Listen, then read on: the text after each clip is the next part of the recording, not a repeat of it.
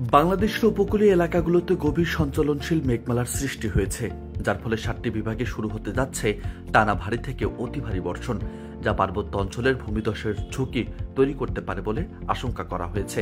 বিশেষ করে চট্টগ্রাম, সিলেট ও পার্বত্য চট্টগ্রাম অঞ্চলে দুর্যোগের সংখ্যা বেড়েছে।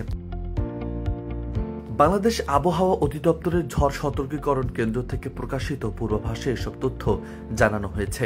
পূর্বাভাসে জানানো হয়েছে, আজ থেকে রংপুর, খুলনা, বরিশাল, ঢাকা, ময়মনসিংহ ওয়ালটন আবারও মিলিনিয়ার অফারে ওয়ালটন ফ্রিজ কিনে আপনিও হয়ে যেতে পারেন মিলিয়নিয়ার।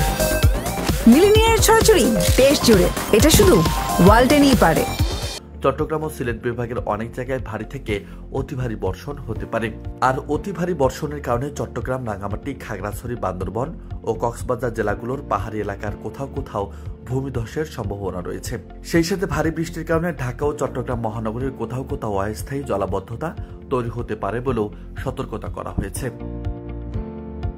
এদিকে ঢাকা ও তার পার্শ্ববর্তী এলাকা সকাল 6টা থেকে পরবর্তী 6 ঘন্টার জন্য পূর্বাভাসে বলা হয়েছে, ঢাকায় আংশিক মেঘলা থেকে অস্থায়ীভাবে মেঘলা আকাশ বিরাজ করতে পারে, তবে কোথাও কোথাও হালকা বৃষ্টির সম্ভাবনা রয়েছে। আর এ সময় দক্ষিণ ও দক্ষিণ পূর্ব দিক থেকে ঘন্টায় 10 থেকে 15 কিলোমিটার বেগে বাতাস প্রবাহিত হতে পারে। একই সাথে বাড়তে পারে দিনের তাপমাত্রাও।